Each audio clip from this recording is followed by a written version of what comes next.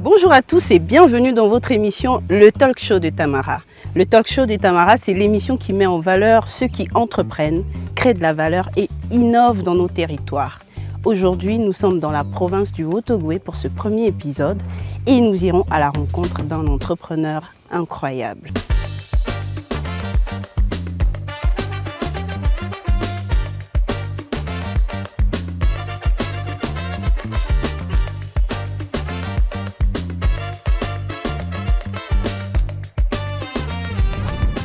Nous irons à la rencontre d'un entrepreneur accompagné d'un expert financier, directeur général de ACT Afrique, un cabinet de conseil en stratégie et conseil financier, Monsieur Fabrice Nzebekale.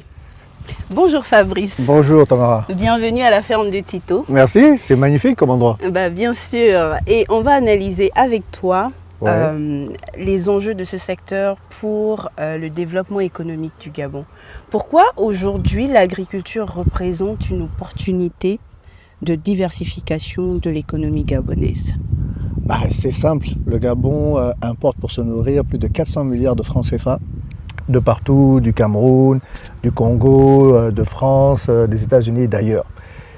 Si ne serait-ce qu'une partie substantielle, disons 200 milliards, était produit plutôt par des agriculteurs gabonais. Imagine la richesse que ça créerait auprès des agriculteurs. Imagine le nombre de personnes qui seraient embauchées dans l'agriculture au Gabon. On résoudrait tellement de problèmes. Création d'emplois en local. Absolument. Mais quels sont aujourd'hui les principaux défis de ces agriculteurs locaux? Pourquoi on en est là? Pour produire suffisamment de nourriture qui valent à peu près 200 milliards, imagine le travail que ça doit nécessiter. Ça veut dire que ça doit être une agriculture organisée, intensive, qui a accès au financement, qui a accès aux intrants, qui a accès aux engrais pour produire tout ce dont on a besoin pour arriver à substituer les importations par la production locale. Tu as parlé de financement. Aujourd'hui, on est dans la ferme de Tito, qui a été financé par un mécanisme mis en place dans le cadre de la responsabilité sociétale des entreprises de Eramet Comilog en partenariat avec l'État gabonais.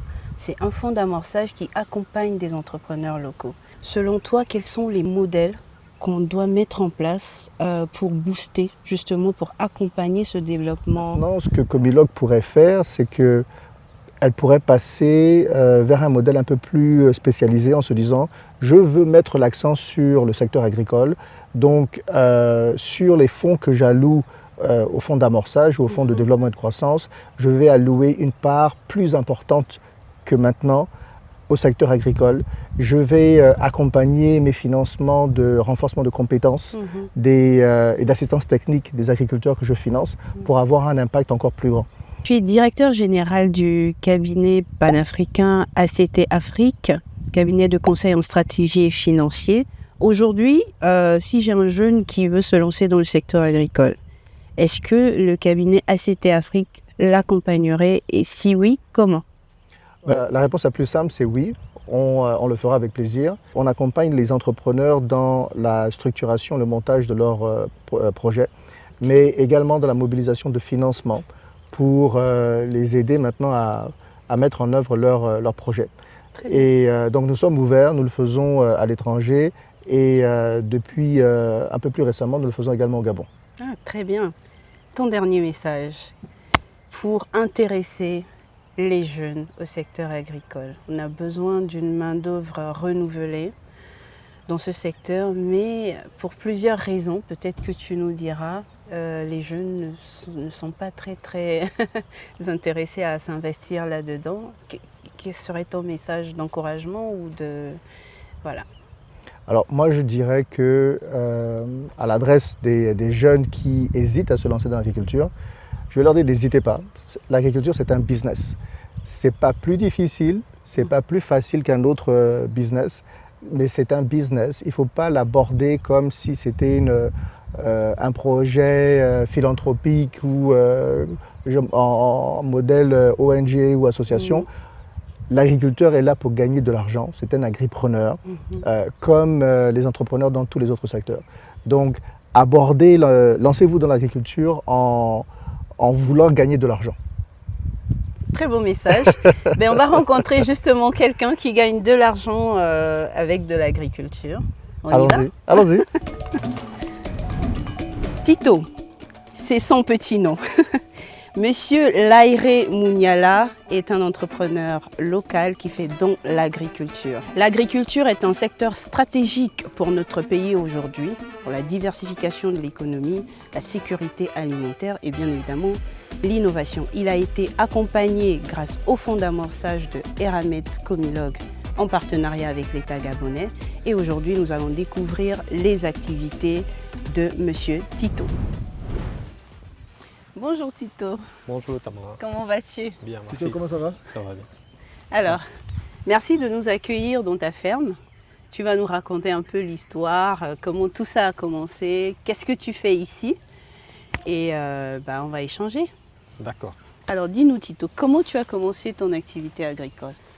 Alors, j'ai commencé déjà, c'est une passion, déjà au départ, par amour aussi déjà de l'agriculture et l'élevage. Ok, Et ensuite, j'ai fait de ça un métier. très bien. De la passion au métier. Au métier. Ok, et comment tu as commencé? Alors, j'ai commencé dans le maraîchage. Le maraîchage. Au maraîchage. Au Ok. départ, j'étais un maraîcher. Ensuite, comme les deux vont de pair et il y avait une forte demande en produits avicoles, c'est là d'où je bascule. Je fais toujours les deux, mais actuellement, en élevage, il y a beaucoup plus de demandes et puis c'est facile à écouler les produits. Il n'y a pas trop de contraintes de transformation comme les produits maraîchers. Ah, mais ça c'est intéressant, peut-être avoir l'avis de Fabrice. Alors là, Tito est passé il n'est pas passé du maraîchage à l'élevage, il a simplement complété un autre maillon de la chaîne de valeur, mais il a surtout étudié son marché. Il a commencé par un segment de la chaîne de valeur. Et puis, en étant opérationnel dedans, il a identifié une autre opportunité qui était beaucoup plus créatrice de richesse et il a décidé de changer d'orientation. Ça arrive très souvent et c'est pas parce que c'est un échec, c'est juste que il a compris que l'élevage, il y avait une plus grande demande pour l'élevage que pour les produits maraîchers. Ouais, donc c'est bien. Comment tu as fait pour financer ton activité? Alors, déjà d'abord au départ, c'était d'abord le financement familial, déjà au départ. La famille, La famille. le soutien de la Le famille. soutien de la famille. Ensuite, après les revenus du marchand, Très bien. Et Tu as réinvesti je ce que tu as réinvestis. gagné. Ensuite, après des accompagnements mis en place par l'État gabonais, l'Institut gabonais d'appui au développement. Très bien.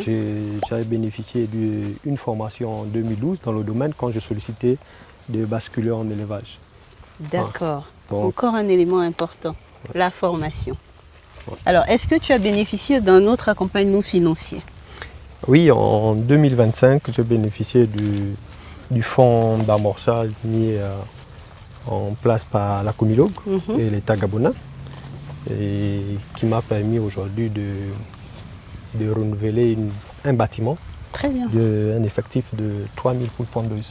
Et quelles sont les difficultés que tu rencontres aujourd'hui dans ton activité? Tu as parlé de la main-d'œuvre qui n'est pas toujours disponible. La première difficulté déjà d'abord c'est le financement. Déjà.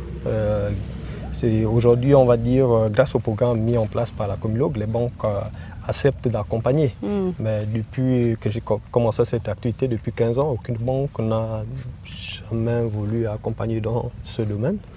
Déjà. Exactement ce Donc, dont... malgré les résultats des chiffres, malgré le potentiel qu'on peut présenter, c'est un secteur pour la banque, disait toujours, c'est trop risqué, on n'a pas de domaine, plutôt des mécanismes appropriés pour accompagner dans ce domaine.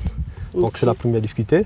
La deuxième difficulté, c'est déjà l'accès aux terres, aux titres fonciers, qui seraient uniquement dédiés au secteur agricole. C'est difficile pour un Gabonais d'investir vraiment dans ce domaine si il n'y a pas l'accessibilité vraiment dans les équipements. Les produits agricoles sont très chers, que ce soit les engrais, que ce soit l'alimentation, que ce soit la mécanisation. C'est vraiment pas accessible. Alors Tito, où est-ce qu'on est ici? Alors ici, on est sur le site d'extension des Tito agricoles, le site de Ngiasono. Ok. Donc ici, on a des bœufs, on a aussi des canards, on a des poules pondeuses. Les bœufs, au départ, on a eu 10. J'ai un partenaire avec qui je travaille. Donc on fait uniquement que de la revente à la viande. Il y a un partenaire avec qui je travaille qui est venu me faire cette proposition quand il a vu mon espace. Et ensuite, après, j'ai dit, ouais, à longue, j'envisage de faire la reproduction de bœufs. Pourquoi pas s'associer avec lui et pouvoir bénéficier aussi de sa compétence parce que j'ai une compétence dans les bœufs. Il y a encore une autre notion, le partenariat. On a parlé de formation, financement, d'emploi et le partenariat. Tito, c'est quand il a atteint la limite de sa compétence. Exact. Quand il doit trouver des compétences à l'extérieur et sous quel type de partenariat il peut acquérir ces compétences. Donc il est allé en formation parce que c'était dispensé de cette manière. Là, il s'est associé avec un partenaire pour se lancer dans l'élevage de bœufs, pour apprendre également. Et je trouve ça très remarquable. Oh, c'est bien. Alors Tito, on arrive au terme de notre visite. Quelle est ta vision aujourd'hui? Tu as déjà réalisé tout ça. Je présume que tu ne vas pas t'arrêter là. Non. Quelle est ta vision? Alors déjà, ma vision, c'est déjà accroître déjà ma production, déjà. Okay. Et passer de l'élevage plutôt manuel à l'élevage semi-industriel. Très bien. Et augmenter déjà mes capacités de production et proposer aussi la chaîne de valeur, proposer un produit fini à la fin, quoi, Très pour aller bien. jusqu'à la transformation. Belle vision. En tout cas, on t'encourage et on te félicite pour tous tes efforts. Est-ce que tu aurais un dernier mot pour encourager d'autres entrepreneurs comme toi qui sont dans ton secteur d'activité? Oui, déjà, je vais plutôt sensibiliser la jeunesse gabonaise. Très bien. Déjà, c'est vrai que nous tous nous sommes des Gabonais, mais ce métier est comme si c'était réservé aux ratés de la vie. Mais non, je dis à mes frères qui sont jeunes, encore comme moi, ceux qui sortent des écoles, qu'il y a vraiment beaucoup d'opportunités dans le domaine agricole. Dire aussi merci aussi à tous ceux qui me soutiennent, de loin, de près, et sans oublier aussi à la Comilogue qui nous a offert, qui nous a mis dans ce programme pour pouvoir participer. Et merci aussi à l'équipe technique qui nous accompagne. Merci à toi Tito, merci de nous avoir reçus. Alors Fabrice, nous sommes arrivés au terme de notre visite. Est-ce que tu aurais un mot de fin? Félicitations à Tito, parce que c'est impressionnant ce qu'il a déjà accompli. Oui. Et par les réponses aux questions que je lui ai posées, que tu lui as posées, on sent que c'est quelqu'un qui a vraiment une vision à long terme. Exact. Il sait où il va, il n'est pas pressé. Donc vraiment tous mes encouragements à lui. Je suis sûr que, comment dire, the sky is the limit pour lui. Yes. Il va aller très loin. Et merci à Comilogue pour le fonds d'amorçage parce que je pense que ça va lui apporter beaucoup, même s'il avait déjà réalisé énormément par ses propres moyens auparavant. Avec Tito, nous voyons bien que l'agriculture peut être rentable et porteuse d'avenir lorsqu'elle est bien accompagnée. Et Eramet Comilogue se tient aux côtés des entrepreneurs locaux pour soutenir leur croissance parce que nous produisons plus que du manganèse. Mais ne partez pas, dans le prochain épisode, on découvrira un autre entrepreneur qui fait des merveilles. À très bientôt.